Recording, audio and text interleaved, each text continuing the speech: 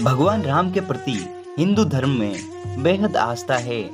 भगवान राम को हम सब वचनों का पालन करने वाले मर्यादा पुरुषोत्तम के तौर पर भी जानते हैं। आज मैं आपको भगवान श्री राम और उनसे जुड़ी कुछ ऐसी बातें या कुछ ऐसे घटनाओं के बारे में बताऊंगा जो शायद ही आपको मालूम होगी और हमें इन घटनाओं से क्या सीख लेनी चाहिए, इस पर भी चर्चा करेंगे। तो शुरू करते हैं आज का हमारा वीडियो, जिसका टाइटल है भगवान राम से जुड़ी 10 ऐसी बातें जो किसी को नहीं पता।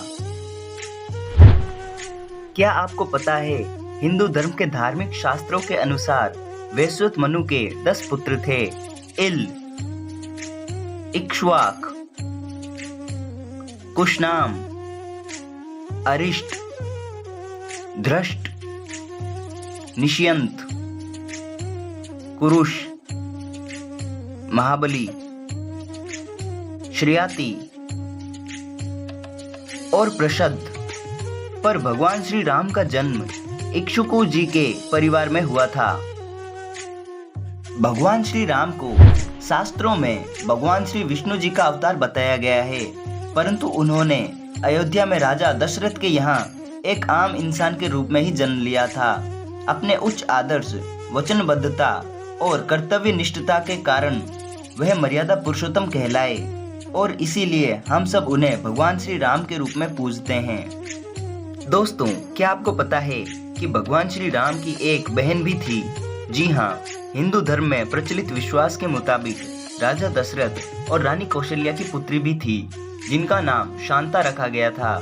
लेकिन रानी कौशल्या ने उसे यानी अपनी बेटी शांता को अपनी बहन वर्षिणी को गोद में दे दिया, जिनकी कोई भी संतान नहीं थी। भगवान श्री राम वचनों के कितने पक्के थे, ये तो हम सभी जानते हैं। भगवान श्री राम के साथ वन में जाने वाले श्री लक्ष्मण जी, जो कि श्री राम के सबसे प्रिय भाई थे, एक वचन के दौरान खुद भगवान राम ने अपने प्रिय भाई को मृत्युदंड का आदेश दिया था। और क्या आप ये जानते हैं, माता कैकेयी द्वारा राजा दशरथ से राम का 14 वर्ष का वनवास मांगने का कारण क्या था? ज्यादातर लोग मंथरा को इसका जिम्मेदार मानते हैं, पर नहीं, असल बात तो कुछ और ही है। दरअसल राजा दशरथ की रानी कैकेयी राजा अश्वपति की पुत्री थी। राजा अश्वपति के राजपुरोहित श्रवण कुमार के पिता रत्न ऋषि ने ही कैकेयी को वेद शास्त्रों की शिक्षा दी थी। उन्होंने कैकेयी को बताया कि राजा दशरथ की कोई संतान राजगद्दी पर नहीं बैठ पाएगी। इसके साथ ही ज्योतिष गणना के आधार पर उन्होंने बताया कि राजा दशरथ की मृत्यु के 14 वर्ष के दौरान यदि कोई संतान गद्दी पर बैठी भी तो रघुवंश का नाश हो जाएगा।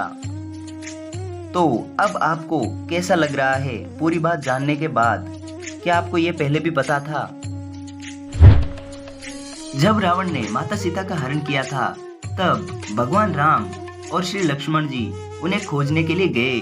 खोजते वक्त उन्हें जंगल में कुछ आभूषण मिले, तो कर्ण फूलों को लेकर श्री राम ने लक्ष्मण जी से कहा कि ये तो सीता के कर्ण फूल हैं, यह जंगल में कैसे आए? उनकी बात पर लक्ष्मण ने कहा कि ये कर्ण फूल भाभी के हैं या नहीं, मैं कैसे बता सकता हूँ, मैंने तो कभी भाभी के मुख की ओर देखा ही नहीं।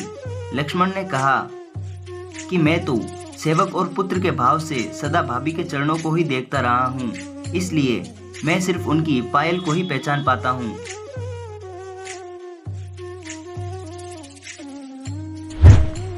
दोस्तों, जब हनुमान जी की मुलाकात पहली बार श्री राम से हुई, तो हनुमान जी ब्राह्मण का रूप धारण कर प्रभु श्री राम और लक्ष्मण के पास पहुँचे। उन्होंने राम और लक्ष्मण को देखा तो देखते ही समझ गए कि ये दोनों वीर कोई अनजान नहीं, बल्कि साक्षात भगवान के रूप हैं। इसके बाद हनुमान जी श्री राम और लक्ष्मण के समक्ष दंडवत प्रणाम करने लगे। भगवान राम को माता सीता का वियोग क्यों सहन करना पड़ा था, क्या आपको मालूम है? अगर नहीं तो मैं आपको बताने वाला हूँ, उसे ध्यान से सुनिए। श्री राम को एक श्राप के कारण माता सीता से अलग रहना पड़ा था, और वो श्राप किसी और ने नहीं बल्कि देव ऋषि नारद मुनि ने ही दिया था।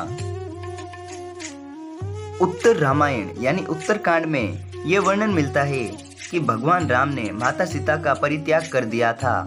रामायण के उत्तरकांड पर विवाद कहते हैं कि उत्तरकांड बाद में रामायण में जोड़ा गया था।